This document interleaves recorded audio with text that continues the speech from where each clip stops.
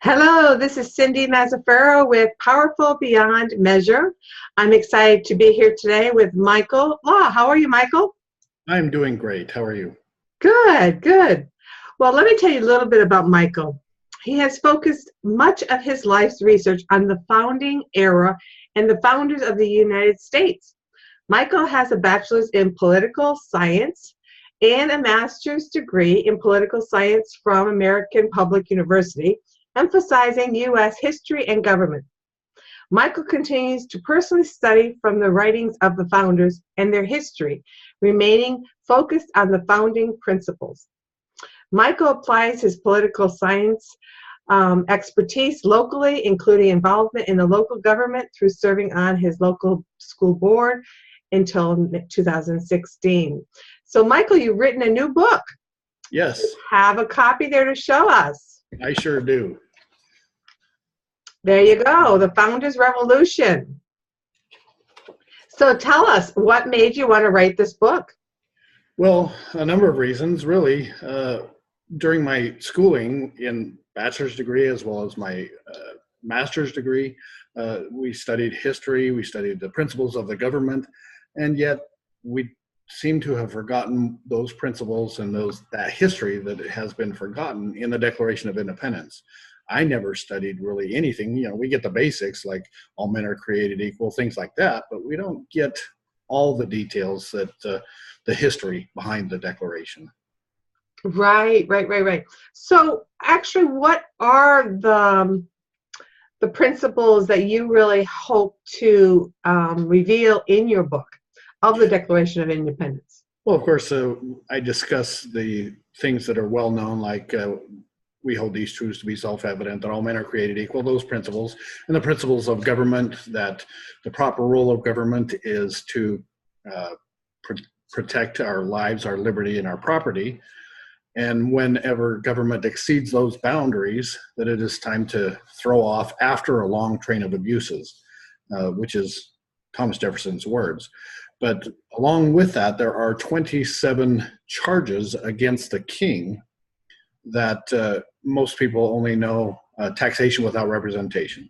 We don't recognize that he suspended our legislatures.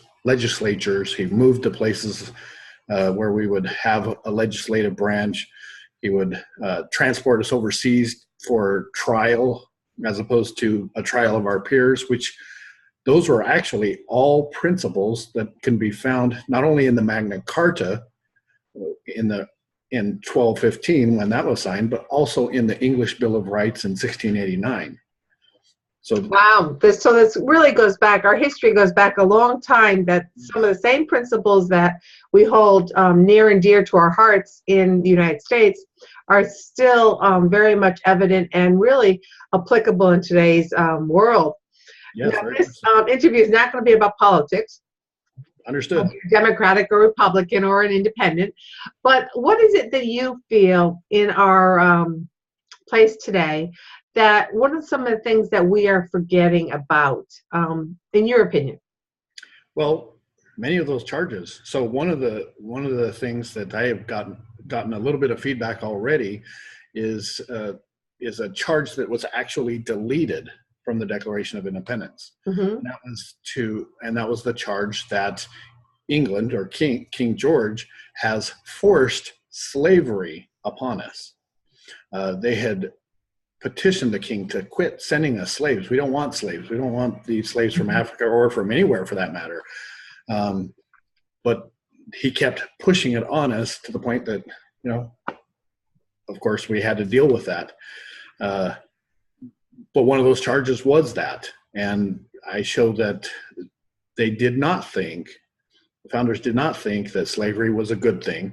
Yes, they had slaves, but they were also bound by the laws that kept them in slavery.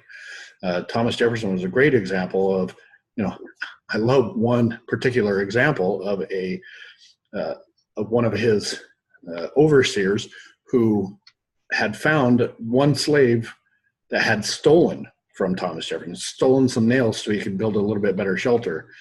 And Thomas Jefferson, though he could have whipped him, which was kind of the general method, did not. He did like Jesus did, which to the adulterous woman, go and do no more. And that's the only punishment that he had. Just don't do it anymore. That is just one example.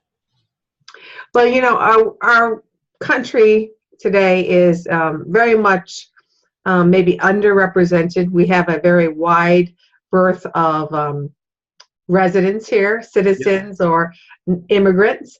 The United States has been known for that freedom, opportunity. And with any culture, there's evolution and changes, but there are some elemental aspect principles, charges as you would call them, that are the principles to what we exist on. And so what are some of the things that you hope people who read your book are going to be able to take away?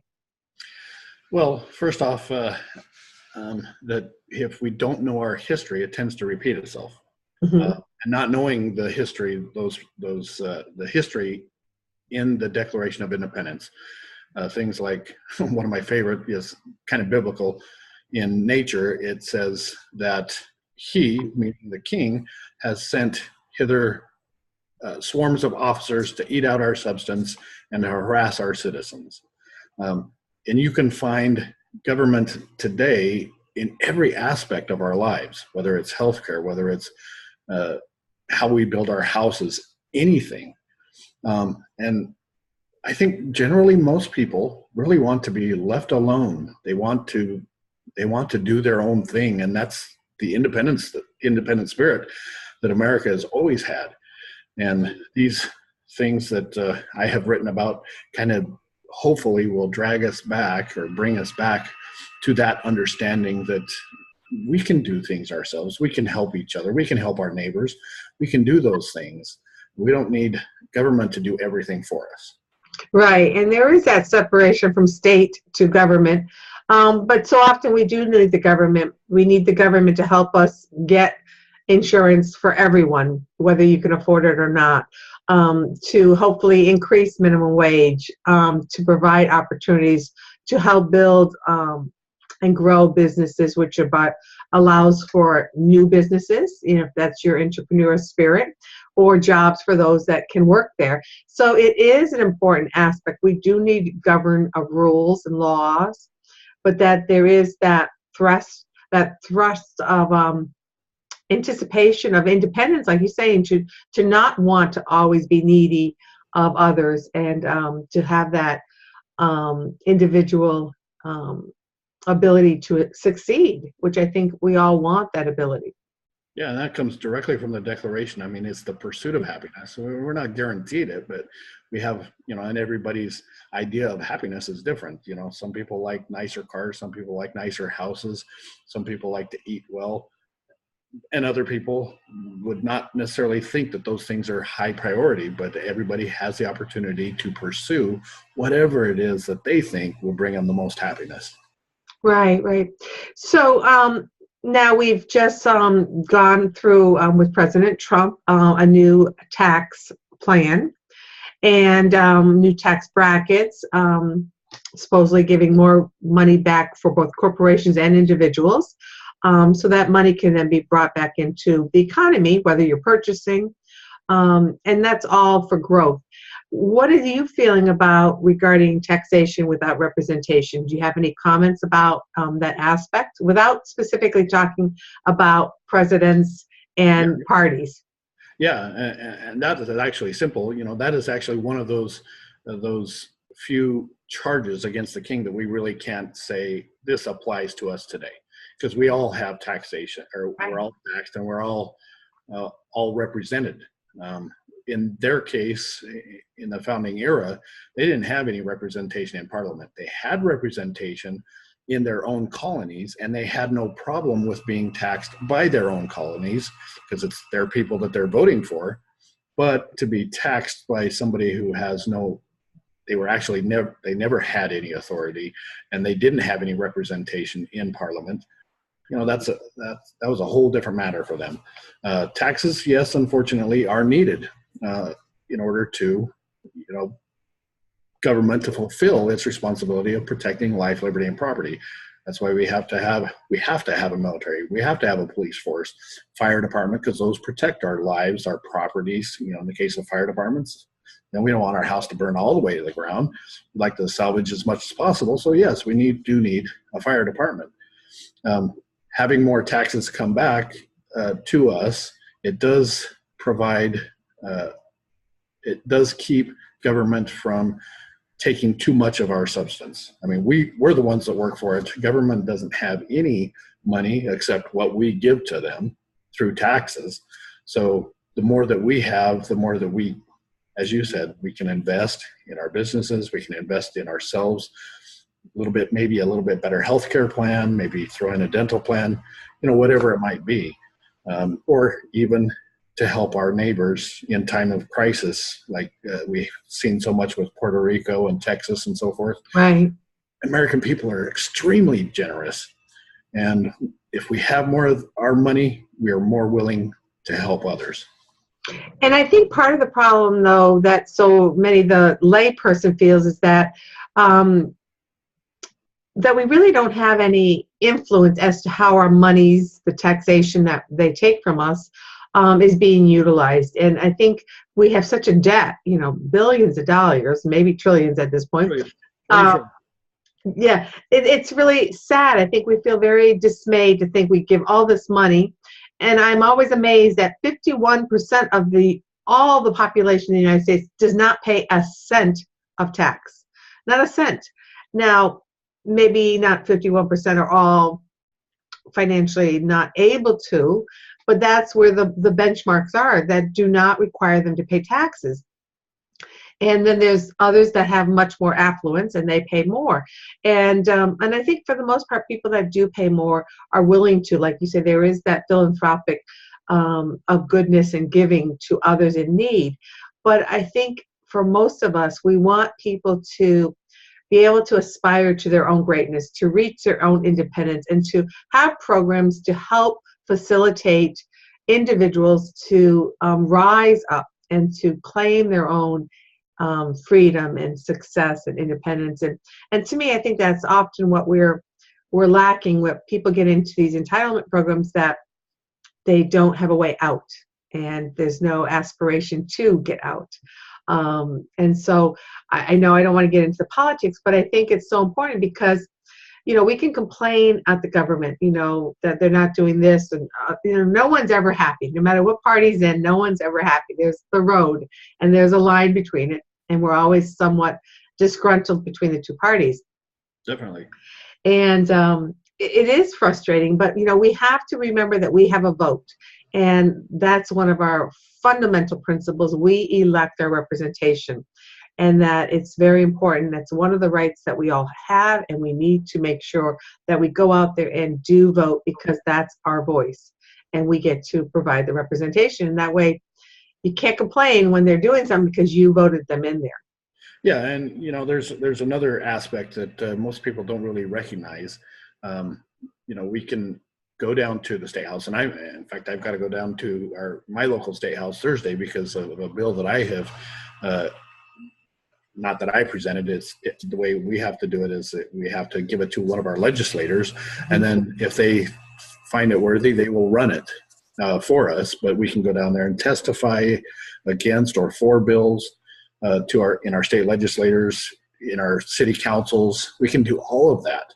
And another very important thing that most people really don't realize is a jury.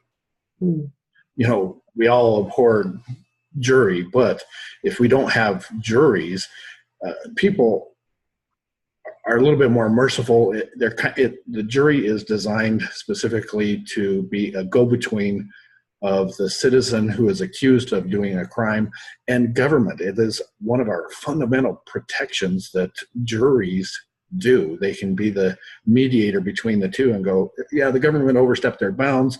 We're going to declare him not guilty because they went too far, or not enough evidence, things like that. Whereas if it was just a judge who's paid for by the government, they can rule however they want. And that has been the case in the past, which is why the Magna Carta came about, why the English Bill of Rights came about, was one of those reasons. Jury trial, hugely important, but we tend to want to shirk that. Exactly. Well, history was never one of my favorite subjects. Math was. And so, but there's so many people that love history. They love the wars, the governor, the generals and the stories. And it is very complicated. And I think it's a really wonderful book, your book, to be able to bring back the history and to understand it and how can it relate to today's world. And, so for example, is government today repeating what the British government did over 200 years ago? Would you say that? Yes or no? Oh yeah, and I provide lots of evidence for that in each of the claims. So I go through claim by claim or charge by charge against the king, and show if it does apply, show how government is doing the same things as government was doing. And why do you think that's happening? Partly because it's just the natural. It's just natural for government to acquire more and more power and want to do more and more things with that power that they take unto themselves, as opposed to stepping back and recognizing what the proper role is, what they're supposed to do and what they're not supposed to do. The founders designed our government as a limited government. And it just gradually, it's just a natural tendency for government to go from limited to unlimited government. So give us a couple examples of things that you think the government should not be doing that they're doing today. Well, an interesting aspect is some years ago, under a different administration, things like Social Security, administrations like Social Security or let me get this right, Northern Ocean, NOAA, kind of drawing a blank on that right now. That's okay, the acronym, that's okay. But the Social Security Administration, they ordered millions of bullets for weapons. It's like, what are we having? Our senior citizens, are they rising up and they're protesting? I don't really understand why they would need, the Social Security Administration need millions and millions of bullets for weapons, and why they would even need weapons to begin with. They're not a law enforcement per se, so they it just kind of. So what's the answer? Because I'm sure you've gone to the State Department to ask that. Well, yeah, that's an interesting question. The answer is simply, what is the proper role of government? Protect life, liberty, and property. If that does not fall in there, then maybe we shouldn't be doing it. So, we have one interesting case here in Idaho, and that's where I'm from, and that's where I'm at, is a government is actually OSHA. They walked right into a business and started writing them up for this and that and so forth, violations of possible safety. Yet there was no individual who had went to OSHA to say, hey, we have some issues with some of the safety regulations going on. Somebody was injured or something like that. That you're aware of, because I know OSHA also does look at statistics, and if the rates of, because I used to do ergonomics, go into industries, and OSHA has rules and regulations that they have to spend so much money in education, in prevention, and this is all to benefit the lay person, the worker, the employee, and of course the employer benefits as well, because it keeps the healthiness of and efficiency of the worker in place.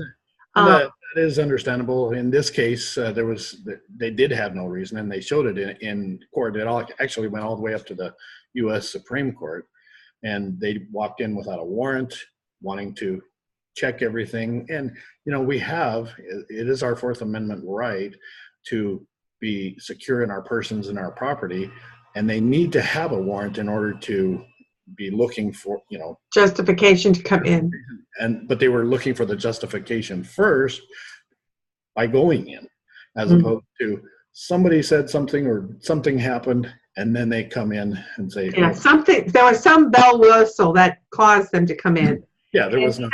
But it's true. It's not easy, and I know I get very frustrated if I talk too much about politics or government, because we really have so little say in what the bigger picture of government does and orchestrates. And as you say, everyone wants more power. State wants more power. Even religion wants more power. Government wants, everybody, people want more power.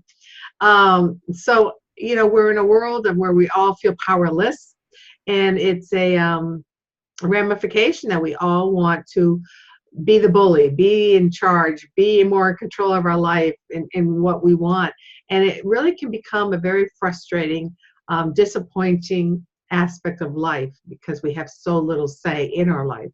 And so I think, it's important for us to hopefully hold that the government, no matter how we're not perfect, government's not perfect, we are not perfect, that they are there hoping to represent us and do right by us.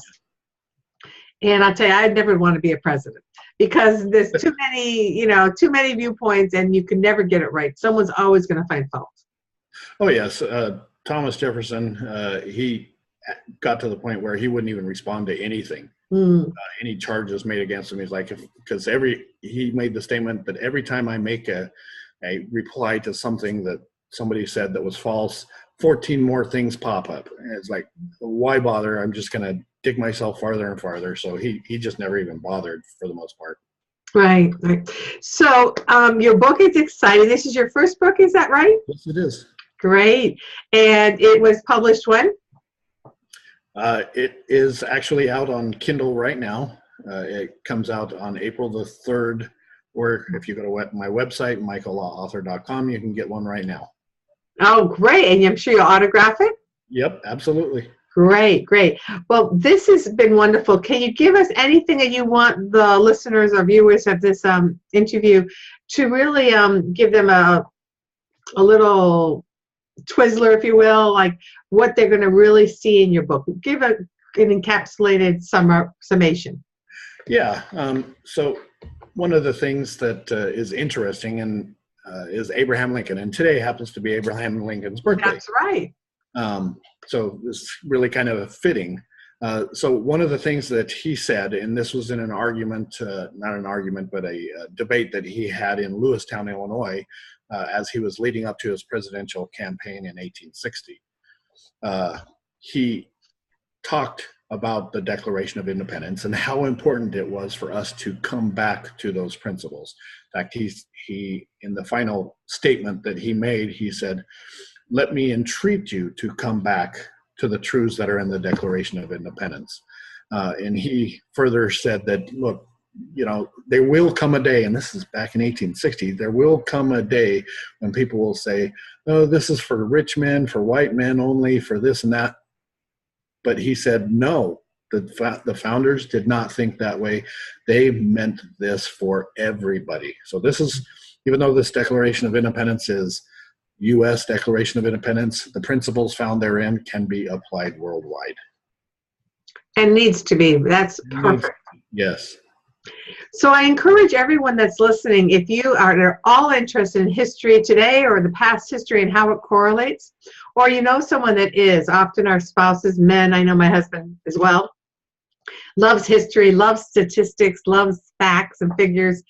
This is a book I know he would love, and I encourage you that you can either get it on michaellawauthor.com's website, or you can go on Amazon right now and get it in the Kindle, or pre-order it. They love to have pre-orders, and you will be one of the first ones that gets your book within the next few months and when it comes out on publication date. So I really encourage you to take advantage and look at the great endorsements of this book. I think it's a wonderful tribute, and I think it's in perfect timing with everything that's going on in the world and in our own country. So thank you, Michael, very much for sharing your beautiful gift to the world. Really appreciate it. Thanks for having me. You're welcome. Is there anything else you want to tell us about? Again, you can get your book anywhere on any bookstore. It'll be available worldwide. You're also with Morgan James Publishing House, the same as my publisher. And anything online, so Barnes & Noble, BAM, Books A Million, Yep. Amazon, of course, anywhere, or of course on your website. And your website again is michaellawauthor.com. So thank you very much for having us here today. I appreciate that. And Thank you, listeners, for being here, and we'll see you next week. Take care. Remember that you are powerful beyond measure and that you are one of the founders. You and your descendants, your ancestry line, were one of those forefathers that helped to create the Declaration of Independence, and that we all need to be able to live an independent, thriving, successful life, and that we also need to do our own individual part and stop blaming everyone else for that which is not available to us. Anything you'd like to say in parting? I really appreciate this, Cindy. This has been great, great dialogue. I think this will really will help, and anything to get the word out is amazing. I mean, I was on the radio this morning, and there's one gentleman on the radio. He just, whatever the topic is, which today was actually about the new budget, he just talks about it for 30 seconds, maybe a minute. And he's like, tell me about your book, because he just is falling in love. So, any of those things really help. That's great. Great. Well, thank you very much, Michael. Thank you again, viewers, for being here, and we'll see you next week. This is Cynthia Mazzaferro with Powerful Beyond Measure, and thanks again, Michael. Thank you.